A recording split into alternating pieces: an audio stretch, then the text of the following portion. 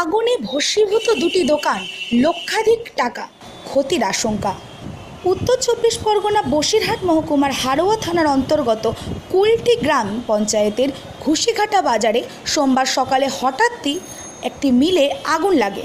মুহূর্তের মধ্যেই সে আগুন ছড়িয়ে পড়ে পাশের একটি মুদিখানা দোকানে। ঘটনায় তীব্র চাঞ্চল্য ছড়িয়ে পড়ে ওই বাজার এলাকায়। স্থানীয় বাসিন্দা থেকে শুরু করে বাজারে ক্রেতা বিক্রেতারা জল দিয়ে আগুন নিয়ন্ত্রণে আনে।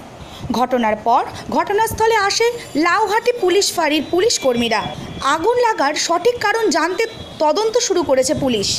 পুলিশের প্রাথমিক অনুমান বৈদ্যুতিক শর্ট সার্কিট থেকে এই আগুন লেগেছে। সর্ষের থেকে তেল ভাঙানো মিলে আগুন লাগায় আগুন দ্রুত ছড়িয়ে পড়ে পাশের এলাকাগুলো। দ্রুত স্থানীয় বাসিন্দারা হারোয়া থানার পুলিশ দমকল এসে আগুন নেভানোর কাজ শুরু করেছে। বড়সড় ক্ষতির আশঙ্কা। আমি প্রথম ঘুমের থেকে উঠে ফজরের নামাজ পড়বো বলে বাজারে ঢুকছিলাম, নামাজ ঘরে ঢুকতে গিয়ে দেখি এখানে একটা ধোঁয়া মতো হচ্ছে, পটপট করে শব্দ হচ্ছে।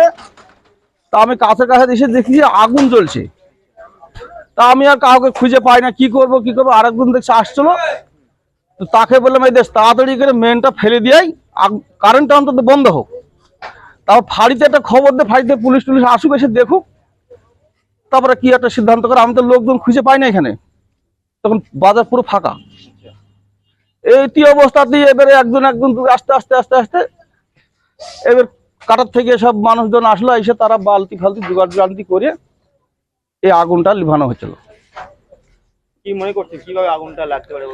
আগুনটা হয়েছে কারেন্ট থেকে, মানে ডুম বাস্ট হয়ে হোক এইভাবেই হয়েছে। দোকান ছিল এটা? একটা ছিল আলু পেঁয়াজ রসুন ডিম ফিম ছিল, আর একটা ছিল মানে আটা কল। হ্যাঁ, এইসব মানে গম ভাঙানো ধান ভাঙানো এইসব কলটা। আমাদের ঘুষিকাটা বাজারের একটা দোকানে আগুনের গন্ধ বা আগুন ধরে গেছে বুঝতে পারেন। পারলে উনি যথারীতি আমাদের পাশে প্রশাসন আছেন, পুলিশ ক্যাম্প আছেন, ওখানে খবর দিলেন।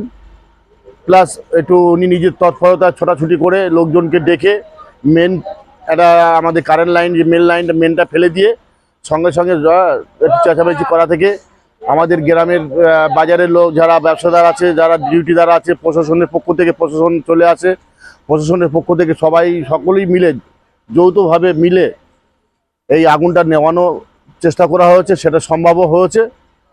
যে বেচারে যার দোকানটা নষ্ট হয়েছে সে গরিব মানুষ, একটা আটা কলের দোকান ছিল, আটা মানে আটা চাল ভাঙাতো, পাশে একটা ডিমের দোকান ছিল, সেই দোকানটা ওই দুটো দোকান নষ্ট হয়ে গেছে। গরিব মানুষ দেখবো আমরা প্রশাসনের পক্ষ থেকে বা আমাদের হারোয়া পঞ্চায়েত সমিতির পক্ষ থেকে যদি আমরা কোনো সাহায্য সহযোগিতা করতে পারি, এটুকু ইচ্ছা আছে। কিভাবে লাগবে বলে মনে করেন? সম্ভবত এটা শর্ট সার্কিটে হয়েছে, কারেন্টের বিদ্যুতের এতে শর্টে। এখন এটা তো সম্পূর্ণভাবে বলা যাচ্ছে না, আমাদের সম্ভব এটা।